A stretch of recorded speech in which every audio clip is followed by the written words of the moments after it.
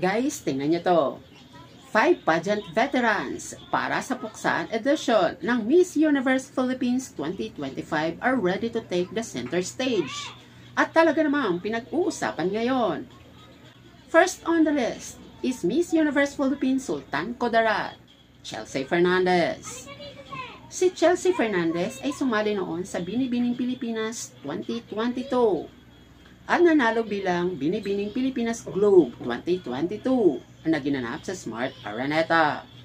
Later, she represented the Philippines in the Miss Globe International Competition held in Tirana, Albania last October 2022 and ended up top 15 finalist. And now she's back, being appointed to represent Sultan Kudarat in the Puksaan edition of Miss Universe Philippines 2025. Masungkit kaya niya ang inaasam-asam na corona? Abangan natin yan. Then fourth on the list is Miss Universe Philippines Taguig 2025 Katrina Ligado. Si Katrina Ligado ay sumali noon sa Miss World Philippines 2019 at maswerteng nakuha ang Reina Hispano-Americana Filipinas crown. And later, she represented the Philippines in the Reina Hispano-Americana 2019 competition and ended up 5th runners-up. She also joined Miss Universe Philippines 2022 and ended up 2nd runner-up. And now, sa kanyang pagbabalik representing Taguig at the Puksaan edition of Miss Universe Philippines 2025. Makamit na kaya niya ang tagumpay? Abangan natin yan. Then third on the list is Miss Universe Philippines Muntinlupa, no other than Winwin Marquez.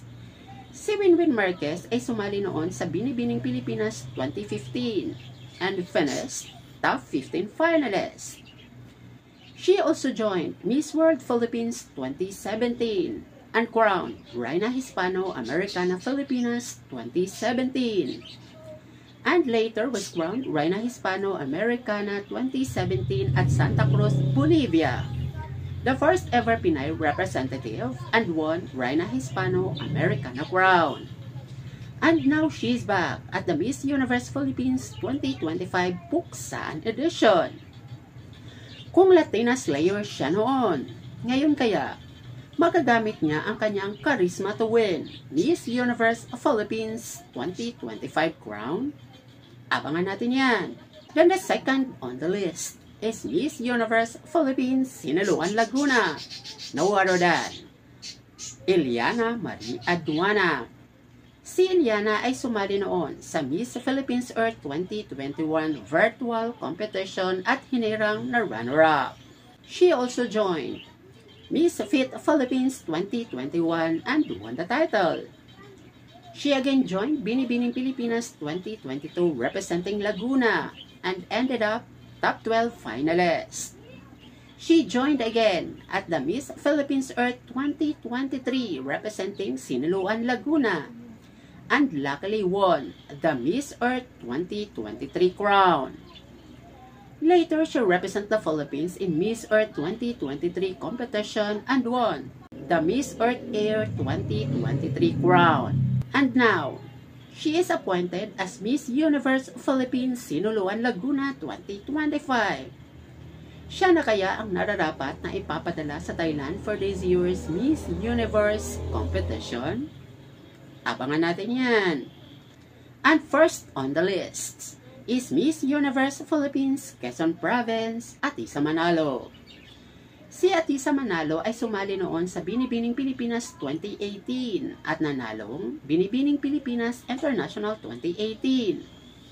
Later, she represented the Philippines in Miss International Pageant on November 9, 2018 in Tokyo Dome City Hall and ended up first runner-up.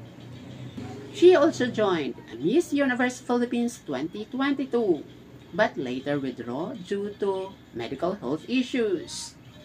She again joined Miss Universe Philippines 2024 at nanalo bilang second runner-up. But later, after the coronation, she was appointed as Miss Cosmo Philippines 2024. She is the first to represent the Philippines in the Miss Cosmo pageant in Vietnam and not lucky enough to win the title, but ended up top 10 finalist. And now she is back again for the Miss Universe Philippines crown for the third attempt. Ito na ba talaga ang kanyang pagkakataon? Abangan sa Puksaan Edition. Okay guys, ang tanong. Sino sa kanilang 5 ang pinakabet nyo? Sino kaya sa kanila ang maswerteng mag-uuwi ng tagumpay? Or sino sa kanila ang kokoronahang Miss Universe Philippines 2025 Grand Winner? Or wala sa kanila dahil sisibol ulit ang dark horse for the Puksaan Edition for this year's Miss Universe Philippines 2025 competition. Best of luck wins. May the best queen wins. Thanks for watching and follow for more.